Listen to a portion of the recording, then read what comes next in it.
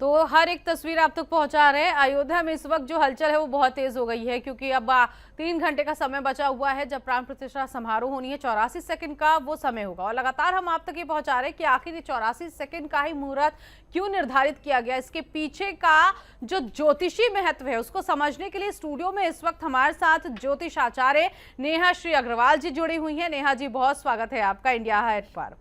जय श्री राम। नेहा जी, लगातार हम यही अपने दर्शकों को बता रहे हैं कि आज का दिन तो वाकई खास है। इसके बारे में भी आपसे समझेंगे कि आज का ही दिन क्यों निर्धारित किया गया था, इसके पीछे का पंचांग क्या कहता है, और उस मुहूर्त के बारे में भी बताइएगा कि जो मुहूर्त है 84 सेकंड का 12:29 पर शुरू होगा, 12:30 32 तक चलेगा। तो जरा इसके बारे में बताइए।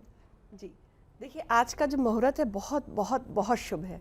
कारण इसका क्या है, जो भी हम ज्योतिष में पंचांग का विचार करते हैं, पंचांग के साथ हम मास और पक्ष का विचार करते हैं। तो नीतू जी, आज जो है पौष मास शुक्ल पक्ष की द्वादशी तिथि है।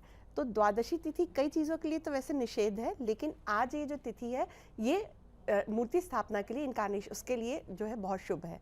साथ में आज जो सबसे महत्वपूर्ण चीज़ है कि आज सोमवार है और मृगशिरा नक्षत्र है। तो सर्वार्थ सिद्धि योग और अमृत सिद्धि योग, 2 योग, महत्वपूर्ण योग आज बन रहे हैं, जो कि आज के दिन को बहुत बहुत शुभ बना रहे हैं।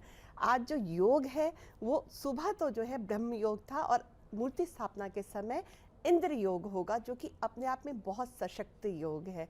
करण आज बालव करण है, जिसके स्वामी चंद्रमा है, और ब्रह्मा जी इसके देवता हैं। तो जो आज एक विशेष बात क्या है कि आज सोमवार तिथि है, करण से भी चंद्रमा का महत्व ज़्यादा आता है, और आज जो है चंद्रमा वृष राशि में उच्च के हैं। और जिस वक्त ये लग्न का समय है, जो उस वक्त मेष लग्न है, मेष लग्न के से सेकंड हाउस में चंद्रमा उच्च के विराजमान है, जो कि दिखाता है कि ये आने वाले समय के लिए धन धान्य फल फसल सबके लिए बहुत शुभ है और बहुत ग्रोथ लेके आ रहा है। तो इस तरह से आज का पंचांग हम आगे भी अभी चर्चा करेंगे कि इसके एक एक अंगों पे जाएंगे, क्योंकि जो पंचांग है वो तिथि, वार, करण, नक्षत्र, योग और ये 5 तत्वों से है। जैसे कि तिथि हमारी फीलिंग्स है, वाटर एलिमेंट है, वार फायर एलिमेंट है, नक्षत्र एयर एलिमेंट है, इसी तरह से 5 एलिमेंट्स हैं। तो आज जो संयोग बना है वो 5 एलिमेंट बहुत हद तक सही है, क्योंकि कोई भी परफेक्ट मुहूर्त नहीं होता, उसमें कुछ ना कुछ कमी रहती है। लेकिन आज ये 80 से 90% से भी ज़्यादा मुहूर्त बहुत शुभ है। और उससे भी शुभ है, आज मेष लग्न में ये हो रहा है।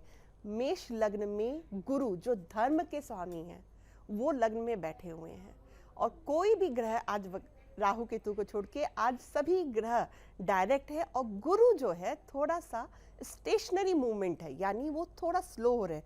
तो स्टेशनरी मूवमेंट जो है गुरु का, वो ग्रहण शक्ति को दिखाता है। और नवम भाव के स्वामी होके गुरु केंद्र में बैठे हैं, लग्न में बैठे हैं, और लग्नेश होके मंगल नवम भाव में बैठे हैं। नवम भाव धर्म भाग्य उच्च शिक्षा, इसको दर्शाता है। तो आज धर्म की स्थापना का दिन है, और गुरु उस चीज को जो है प्रमाणित कर रहे हैं कि आज लग्न से उनकी पंचम और नवम दृष्टि, पंचम भाव नवम भाव पे है। पंचम भाव जो कि पूर्व पुण्यों का, मंत्रों का है, और नवम भाव जो कि धर्म का है। तो आज धर्म की स्थापना का दिन है और गुरु लग्न में है, इससे उत्तम मुहूर्त नहीं हो सकता। जी जी जी बिल्कुल। नेहा जी, जरा ये भी समझाइए, क्योंकि हम देख रहे हैं कि लगभग 11 दिन का ये अनुष्ठान जो है वो शुरू हुआ था। इसमें हर एक दिन अलग अलग प्रक्रिया थी। जलाधिवास, शक्राधिवास, गंधाधिवास था। अक्सर घरों में अगर देखा जाए तो जब प्राण प्रतिष्ठा का कोई कार्यक्रम होता है तो एक ही दिन वो तमाम कार्यक्रम हो जाते हैं, लेकिन यहाँ पर अलग अलग दिन अलग अलग कार्यक्रम किए जा रहे हैं। तो इसके पीछे का भी पंचांग कुछ कहता है? जी देखिए, 16 तारीख से ये कार्यक्रम शुरू था, और उसमें सबसे पहले क्या होता है कि जब भी किसी चीज़ की स्थापना होती है उससे पहले वास्तु शांति, ग्रह शांति होती है। तो जैसे कि हमने देखा कि इनका जो गर्भगृह है उसमें शिलान्यास हो चुका है, तो उसके पहले सबसे पहले वास्तु शांति होती है, तो वो पहले से हो रही है। शुद्धिकरण होता है मंदिर का, मूर्ति का, सब तरह से शुद्धिकरण होता है।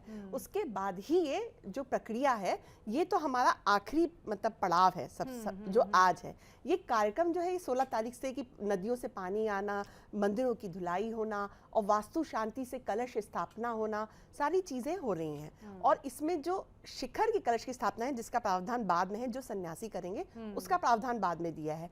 तो ये इस तरह से पंच मंत्रोच्चार से पूरे गर्भगृह की, मंदिर की वास्तु शांति, जो उसके पहले की जितनी शास्त्रों में विधिवत जो लिखा गया है, वो क्रियाओं में 3 से 4 दिन का समय लगता है, तो वो उसी के अनुसार हो रहा है।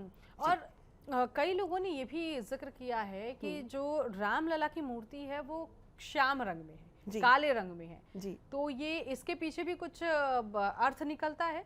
देखिए, जो रामलला की मूर्ति है, ये जो पत्थर है ये राजस्थान से आया हुआ है, और जो काला रंग, देखिए सब जो ब्रह्म का स्थान क्या है, सब कुछ क्या है आकाश में, अंत में क्या आता है, तो ये जो एक निराकार स्वरूप है, और जो ये कि उस रंग में सब रंग समाहित हो जाते हैं, इसलिए ये श्यामल रंग, तो हमारे कृष्ण जी भी जो थे वो श्यामल रंग था।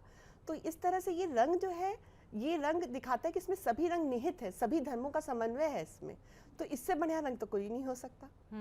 जी। अच्छा, कई लोग तो हैं, क्योंकि वैसे तो अपील भी की गई थी लोगों से कि आप अपने घर में दिवाली मनाएं, दिया जलाएं, और मैंने तो कई महिलाओं को आज ये भी कहते हुए सुना कि वो व्रत भी रख रही हैं। तो अगर कोई आज के दिन व्रत रख रहा है तो कैसे उसे व्रत रखना चाहिए, फलाहार या निर्जला, या अगर वो फलाहार भी रखता है तो क्या क्या होना चाहिए?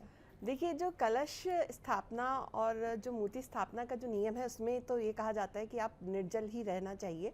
आप ज़्यादा से ज़्यादा पानी अगर लेना चाहते हैं तो ये, लेकिन वैसे जो प्रावधान है वो ये है कि निर्जल रहिए, और उसके मूर्ति स्थापना के बाद आप फलाहार कर सकते हैं।